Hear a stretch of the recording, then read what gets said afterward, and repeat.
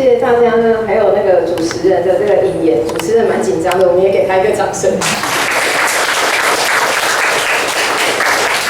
那先欢迎大家今天来到现场，那你也可以通知一下你的朋友，听说他们这个启用我的手机直播，所以等一下大家应该都可以在那个粉丝专页上看到各位。那我先说一下，就是说我还是要非常谢谢大家，就是说这个第3本书的诞生啊，完全是意外中的事情。那很感谢的，其实包括各位可以看到这个第1排的这些，等一下都会跟大家分享的，就是很多是我们书里面的这个亲身实证。那其实绝大部分的这些所有的见证者，其实在因为这第3本书的结缘，不然我其实一个也不认识。然后我们只是这一本书今天只想要告诉各位说，他们都是因为买了第2本书，然后很认真的自己回家研究之后，所以呢就得到他们的健康的促进。这是一直以来我一直想要告诉民众的，就是说健康这件事情其实并不如大家想象的那么难。很多时候大家会觉得我们是神，他们是人，是不是这样？就是通常呢我们讲完之后呢，他就跟你说不行。可是我常常在电视上也常常跟很多的朋友讲说，我们来讨论一下是不行还是不为的问题。那不为就是我们的责任，对不对？不行就是我们的责任，就是我们没有让大家有一个易懂、易学、易执行的方法。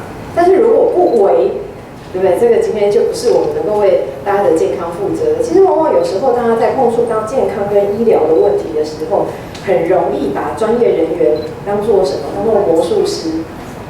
对吧？大家这个今生今世有没有再吃再发的事情？到了专业医疗人员的面前，都想要希望专业人员，不管是医师啊或什么等等，能够一次帮我们解决。可是我其实最期待的是告诉各位说，健康这件事情其实不花钱的。吃是不是每天大家都要吃？对不对？举凡那刚刚我们走过来，这个对面就有一家自助餐。对不对？那我们是不是跟各位讲，其实你放进嘴巴的所有东西，决定做成一个什么样子的我们自己，大家同意吗？哎，同意。我们人已经很少，所以要有点互动。不好意思啊，那个直播的部分会自动省略。就是有互动，我们那个讲会比较好。各位听说有一件事情啊。就是比吃还简单，叫做给人掌声者长命百岁。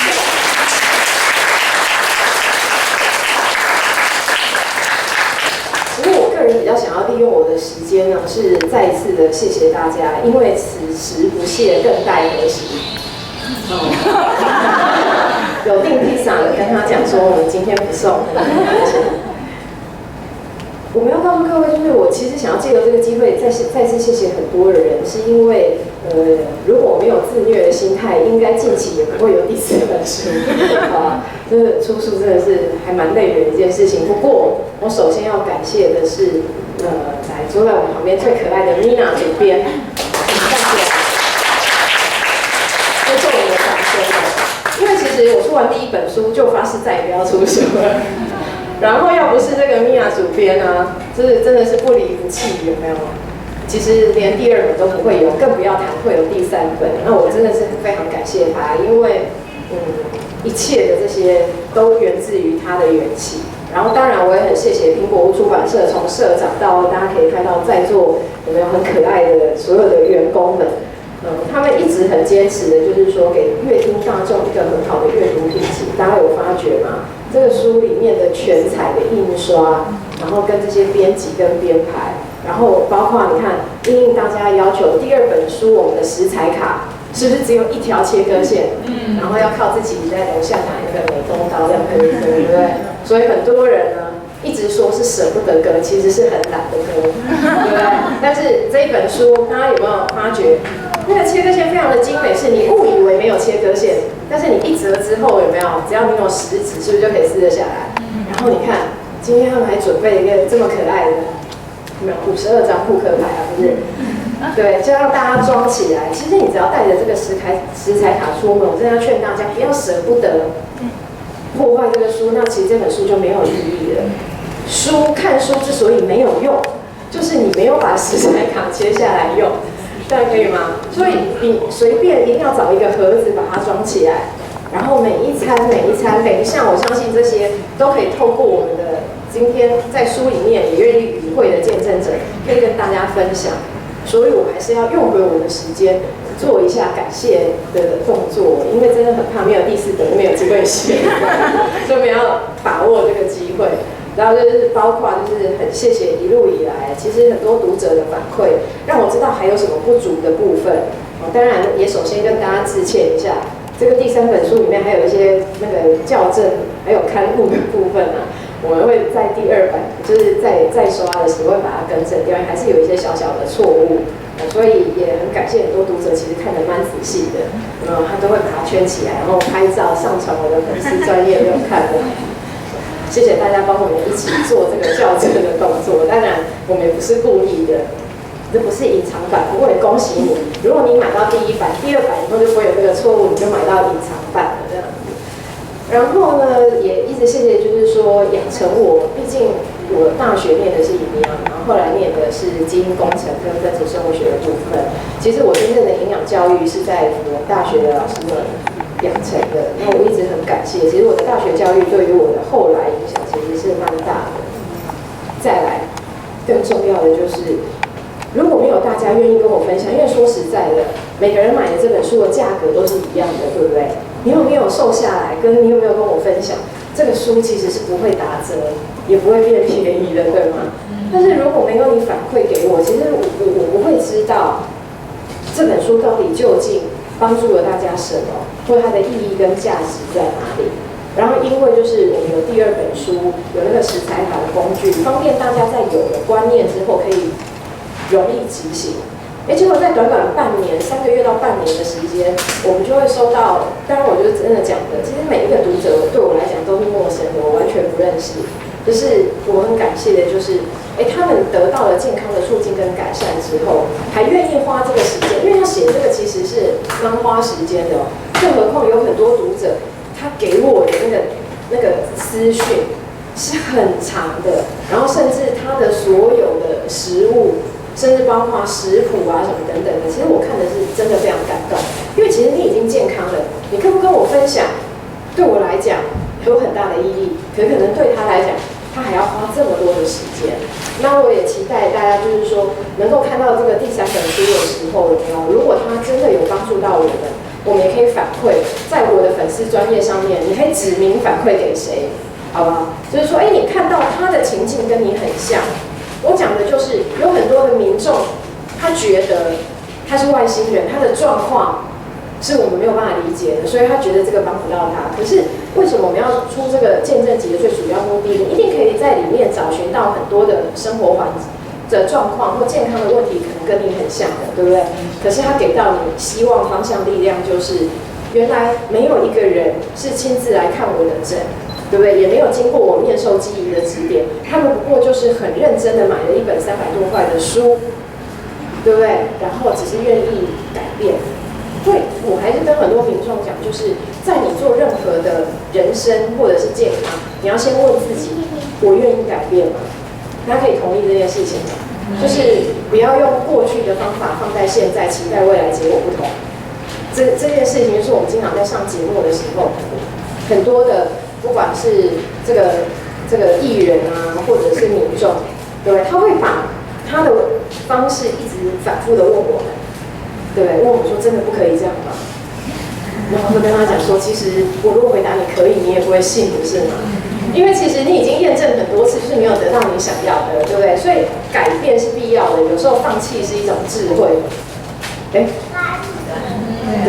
小朋友说对。放弃一种智慧不是鼓励大家放弃健康嘛？是说放弃过去既有没有让我们得到我们想要的，对不对？健康这件事情没有最好，只有更好，大家可以同意吗？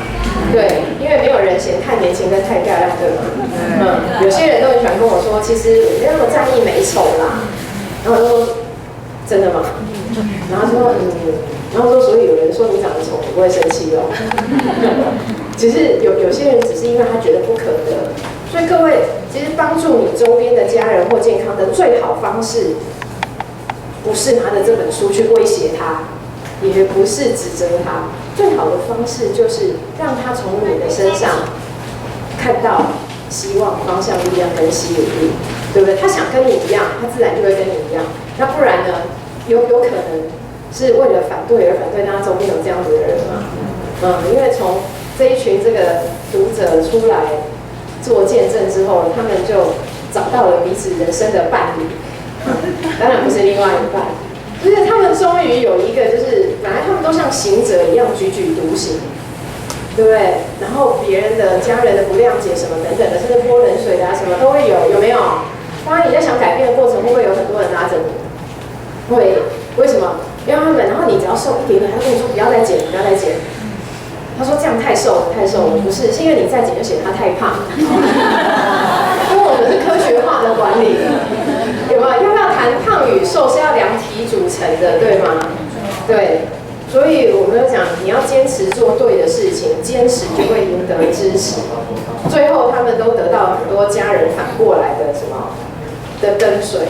所以我觉得这些我们等一下多留一些时间给他们分享。不过在今天呢，我们在往下开启之前，我还是有一段影片想要跟大家分享的，就是说一直以来我们在临床工作看的再多，讲的再多，其实遗憾还是每天都在发生。但是我觉得有缘，我们能够珍惜我们的健康，我们就会知道它到底有多值钱。其实它不是只有在于一个健康而已，它是一个很庞大的商机，甚至所有的未来，人类在未来越来越老化，大家可以面对到有感觉吗？你周边有你现在活着，然后已经超过90岁以上的家人的，请举手。你看不少哦。那各位，我们知道每一年我们的寿命会多大概0.3到0.4岁左右，所以在座看起来大家都只有20出头嘛，大家只有这个比较有反应，对不对？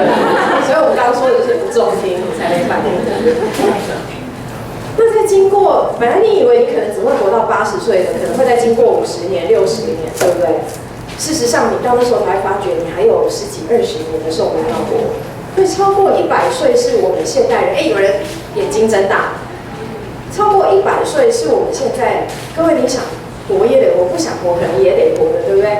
但是究竟90岁的生命尊严才是我们所最在意的，对不对？不是因为有一口气，医学上判断还活着这件事情，并不是我们期待的。那个生命的尊严才是我们所期待的。那我们接下来可以帮我播一下马云的这段。所以他讲到一件很重要的事情：阳光、空气、水，对不对？包括食物，他就讲到食安的问题。因为常常我很多内地的朋友都讲了，那中国那的东西那都有点毒，对不对？这个东西我们谈到的就是今天为什么大家知道我们这本书全部的版税是捐给慈心有机发展农业基金会的原因，就是我先跟各位讲，人很难独立漂浮在地球上面而活着，对吗？其实所有的东西都是一个生生不息的循环，对不对？所有我们要吃的东西必须栽种在土地上，就是刚刚马云谈到的啦。其实整个生态系会跟人的健康会有非常大的关系。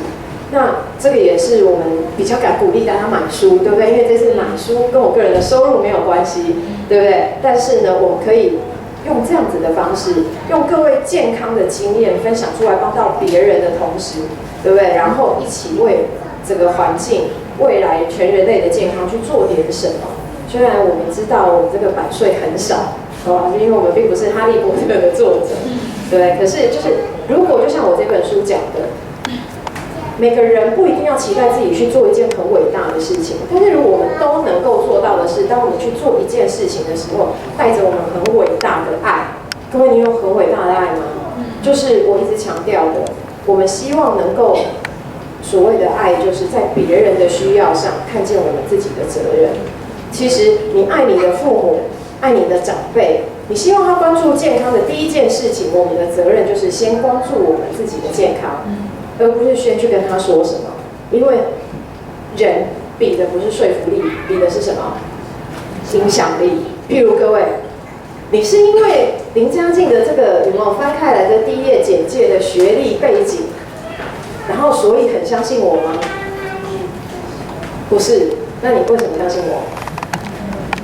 就算这些客观条件都不变，对不对？但你今天看到我80公斤在这，你会理我吗？各位，你会理我吗？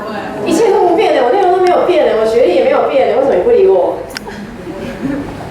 所以，对，所以我们常跟大家讲的，刚刚他有说，未来的医生可能会找不到工作，对不对？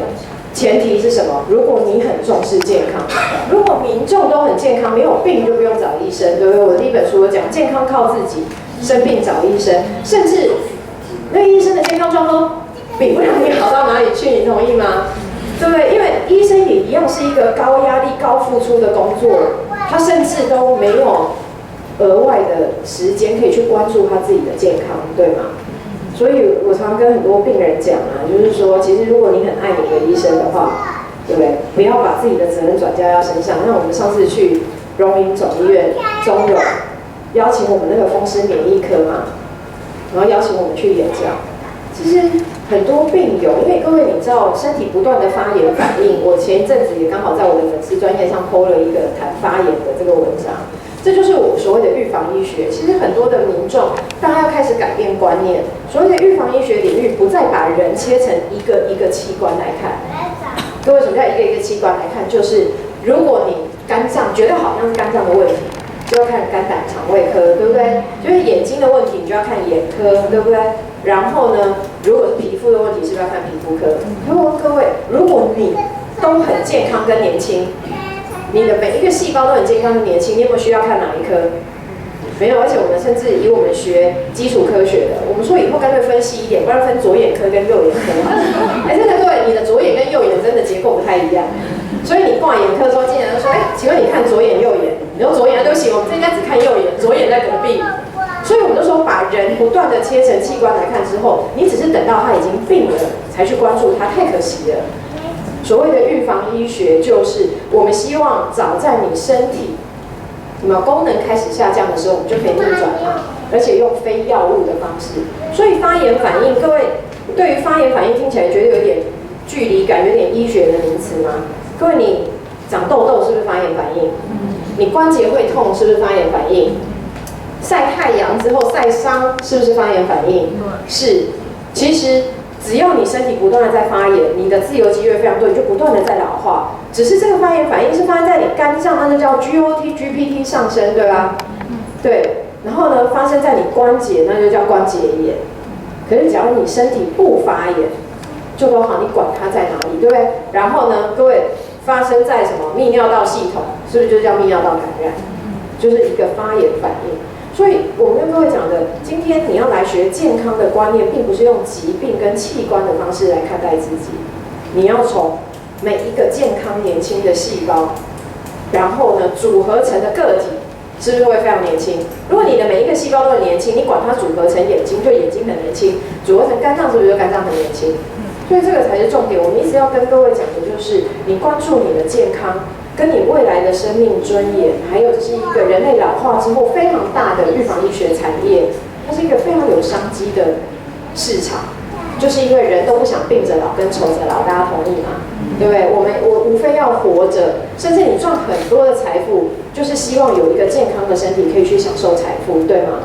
可是你会发觉现在的人，往往在某一个当下，他拿他的健康去跟魔鬼交易，对不对？所以于是乎，很多人是有钱就没有闲，有闲就没有钱，有闲有钱的就没健康。人生就是一直在这样子的追寻当中，但是我们其实一直很想告诉各位的就是，只有健康这件事情是不可以交易的，因为它一旦交易出去，有可能会交易不回来。大家可以同意吗？对不对？你的工作、你的甚至的财富、你的任何有价的东西，它都是可以交易，只有健康是无价的。不过其实现在健康也有价。如果你想要知道你每一个器官值多少钱，你拿来前面我帮你标一标，那你夯不啷当大概会值5000万到1亿，真的，你不知道你的每一个器官都是有价的吗？所以你就算以有价产品来看待，你都会觉得值得你每天去为了你每一餐去做出一些调整跟改变，然后你就会看到有没有见证奇迹的时刻，是不是？各位，你看这些的时候，我超喜欢，这是我第一次有看自己的书。不好意思啊，因为大家要了解，你说这个书我们是一教、二教、三教，那个稿子是改了又改，对不对？最终到底编在哪一页？所以有时候读者问我，我说我书里面应该有写。但是最厉害的是我这些读者们哦，他们有时候会帮我回答问题。他说第几页，甚至我真的很感谢他们，他们给我到非常大的感动，就是有一些读者真的，我真的很佩服他们。譬如说，一有读者在我的粉丝专页问问题，我可能还来不及回答。然后他们就会把我以前上节目的影片找出来，对不对？然后外带几分几秒。你知道我们的影片已经多到大概上过的节目不下50、100集左右，我真的都搞不清楚到底哪里是哪里。可他们真的就是因为我看到的是他们的用心，得到了他们的健康。这也是为什么我们希望大家会愿意把它分享出来，也可以帮到很多还在寻寻觅觅。对不对？所以我一直都讲的就是最值得帮助的人，不是你要去教育他要注重他的健康，最值得帮助的人是我希望他关注健康，但是不要走个冤枉路。因为你周边有没有好多这样子的人，对不对？他不重视他的健康这件事情，我们真的无法去教育他。可是我觉得最可惜，在我临床看最多的是，他是关注健康的，只可惜有没有他掐贵跳有懂吗？是不是这样子？对，就是走了冤枉路。那这个才是我们真正把它住宿利润最有意义的部分。那接下来呢？其实听我讲也没有什么好听的，是不是？我们最期待的就是各位，你有很期待跟书里面的人见面吗？有吗？是不是？我们很快就来邀请他们，好不好？啊，那希望大家每个人都可以，他们的分享都是真感情，就是好文章啊！真感情就是好文章。我们也希望他们来到现场，告诉各位说，这个图不是 P 出来的，好吗？我们今天并不是出一本 Photoshop 的有没有实用书籍，这些人他们都愿意在过去从第2本书开始管理他们的健康，然后今天能够来到现场，往下我们要给他们一些时间，跟大家分享他们的故事，好。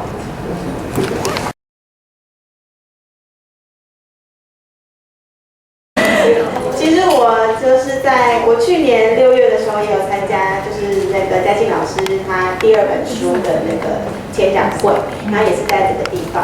那时候我是85公斤，然后我是大概4年累积下来胖到那么多的。那其实我那时候是因为真的很懒，就是觉得说啊，女生就是一生都要减肥，好累哦，所以我就不想要减肥，我就开始放纵，然后大吃大喝，所以后来就胖到一个极致。然后到后来我就一直在想说，我想要找一个方法是可以真的长久，然后又是可以吃我们平常吃的食物，然后来变健康。因为其实胖了之后，真的那个身体的负荷其实蛮辛苦的。那后来呢，我就上网看到，还有就是在那个桃子姐的节目，然后她也有讲老师的4321。然后我还上网查老师的那个书上面的标题，就写说免运动，然后又吃得饱。我想说哦，那么厉害，所以我就买书来看。那所以先买了之后，也是就是有点断断续续的，没有真的很照着做。但是直到去年11月，我真的下定决心要开始减重，所以我就照了老师上面书上的4321，因为我真的觉得这个方法就是简单易懂，就是只要分成4等份，然后有3份是什么那些，反正你们看的就知道。然后呢，对，我就照着这个吃，然后再加上运动，我第1个月就瘦了4公斤。对，那我这样子一路半年下来瘦了20公斤。对，那我觉得其实，身材的话其实是其次，但是我真的觉得身体变健康，然后这样子很好。对，那我现在还在持续，因为我想要达到我的标准的体重，就是160公分的话是55公斤，那体脂是在24以下。对，那我希望大家也都可以一样很健康，谢谢。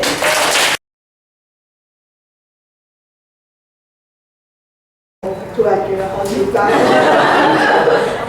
因为就是从小到大这样子，很注意体重啊，然后从来都没有想到说，有一天可以遇到一个方法是，你可以就是吃的很有饱足感，然后你就会瘦，然后后你又不会一直在生病这样。因为从以前啊，就是为了要控制体重啊，就是一直要靠意志力，你就是要告诉自己，就是不能吃这个，不能吃那个，不能吃，然后再不然就是你要逼自己一直疯狂的去运动。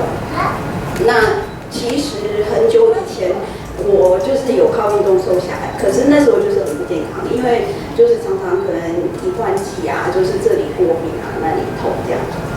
那我觉得4321给我最大的改变是，我是从8月开始吃到现在。那我从8月到现在，其实只有生过2次病，那一次是就是小感冒，然后一次是吃太饱肠胃炎。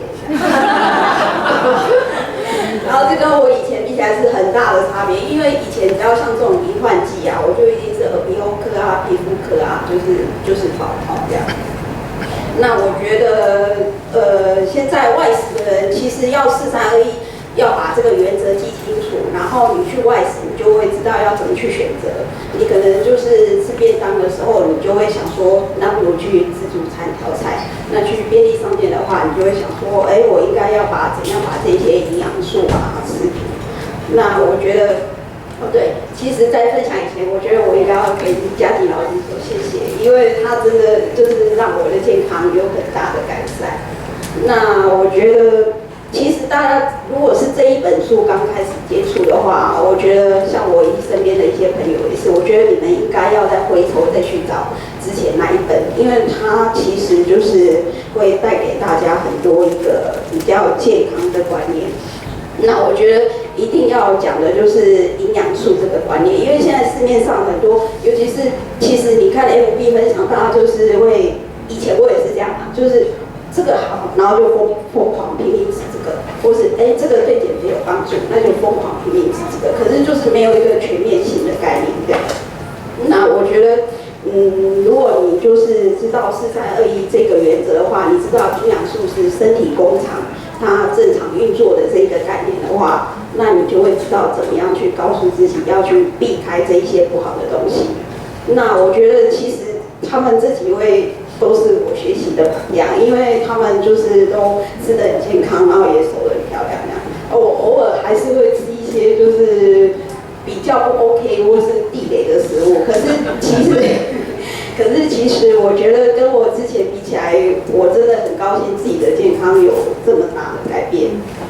然后我刚开始接触的时候啊，其实我觉得因为讲减肥就是从懂事以来，就是只要是女生应该都避免不了这个问题，就是有兴趣也好，或是想减肥也好，可是就是没有一个正确的观念告诉你说，其实减肥只是你身体新陈代谢它不正常的一个结果这样。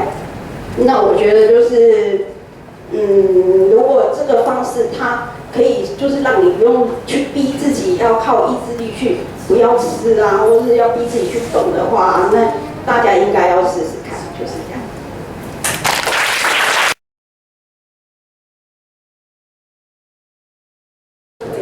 其实从以前就是也没有真的很胖啊，就是只是肉肉的。然后大概过30岁之后，我觉得新陈代谢真的有下降。然后那时候也找了很多方法，我就是不想要靠饮食瘦下来。然后就是那时候刚开始就是先运动，对，然后运动一阵子之后是有瘦，可是就觉得还是没有到自己理想的状态。那就是看了很多书之后，觉得还是要靠饮食。那时候有在那个电视上看到老师讲的，老师说现代人会胖，就是因为吃营养素不够，吃不够。可是我只听到吃不够，然后我就觉得我饿了就吃，我饿了就吃。然后后来那阵又变胖，我自己就有点怨恨老师说，那怎么办？所以可以啊。然后后来就是会走火入魔。对，然后后来之后就是有再回去看一次影片之后，发现自己是3个字营养素。对，吃不够，然后就是后来就是认真买老师的书来看，然后参加第2本书那个签讲会的时候，之后才认真实习，所以现在在认真实习大概有1年，将近1年这样子。然后朋友是说，你根本就没有差，你本来就一直很瘦，可是我觉得自己还是有感觉。对，他们可能就有见一次面，或是看照片都是骗人的，所以觉得说，还是很瘦这样子，只是。吃了之后真的很有感觉，然后就是顺畅的话，因为加水分充足，一天也可以大概2、3次，对，真的还蛮，肚子就会消很多，对，然后精神也好很多，对，就是大概是这样。所以你的家人也跟着你吃吗？你老公？家人有，这个我先生一开始他也没有跟我一起吃，那是因为他买早餐买到也不知道吃什么，对，然后他就说好吧，那你早餐就跟着我一起吃，他只有吃早餐，在后面。好，然后来了，哎，嘉欣来，嘉欣来。哇，刚刚你看这个算型男了。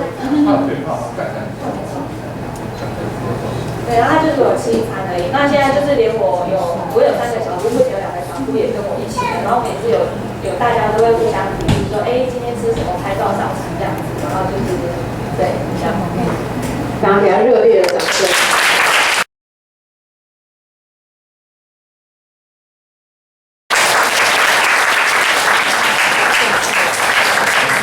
老师，谢谢你啊！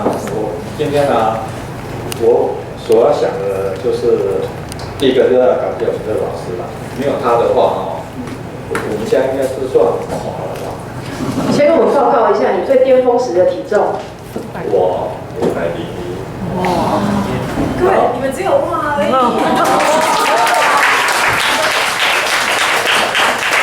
然后一天刚刚有一个问我，我当大夜班我吃8餐，8餐，就是晚上大概吃5餐吧，就一直吃这样子。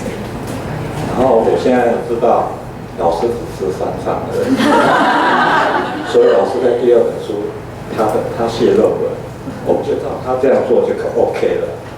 我是大夜班的，为什么还可以减？我就是吃3餐。可是以前是吃8餐，这是重点。我现在还特别感谢就是我儿子，他一期不是有一条课说要听妈妈的话嘛，我应该是要听儿子的话，听你的孩子的话。我也要感谢他，没有他的话，这个家应该是算垮了。因为那时候我心脏也不好，然后那个肝脏也不好，胃有过。我没有去看医生，我有成过大概20天，我大号出来是黑色，应该算是胃周血。然后那时候我就有一个想法，就是以前吃那个整骨丸吃了大概20天才真的好了。然后我在想说，可能我自己也不多了。然后后来我儿子就是有一天回家，他是穿运动裤的。然后我就跟他讲说，怎么一天到晚穿运动裤？他说我没有裤子可以穿。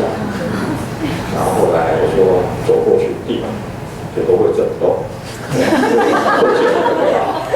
然后他就丢一个菜单给我，就是老师的第1本书的终极早餐，第1本书，那真厉害。然后我今天我应该是在1年前就已经接近标准体重70了。然后最近大概6减下来，大概67左右。各位，你觉得他有很精瘦吗？有哦，对不对？对啊。而且有些人可能还不认识张大哥，你知道他儿子有多大吗？可以你先站起来一下，等一下等你分享好不好？然后麻烦站起来向后转给大家看一下。你觉得他们父子如果站在一起，这个画面有幸福跟美满吗？哇！那给一点掌声哦，给点掌声给他。这个就是我觉得世界上最美的，就是你不会看到，就是说小孩子长大之后，父母的健康状况是很糟的，对不对？然后我都说为什么不陪父母出去玩？对，这个你看这个我们的主编还是要出带道具来的。我为什么不陪父母出去玩？不是陪父母去看病，但是很多人后来跟父母约都是这样子，对不对？对，有没有很夸张？这条裤子照道理讲是不能穿的，我后来是穿我儿子他身上穿的那一条裤，书本上有，他要拿出来比那一条，因为我的腰围应该是超过，我看应该是接近50吧，那现在大概是28左右了。28，是不是再给一个掌声？28，很多人只有经过这个腰围，好吧，从来没有停留过。很多男生生都是这样子的，对吗？就是罗家引导部。我罗家不是那个怀孕三年吗？现在30年，我以前也是怀孕罗家，大概20-30年生不下来。那我今天就是到这里，因为我觉得最重要就是，上大夜班的就照老师的时刻表吃饭。你在睡觉掏起来吃一吃，然后就不会再躺下去的。晚上就不要再吃了，就喝开睡觉就。大夜班真的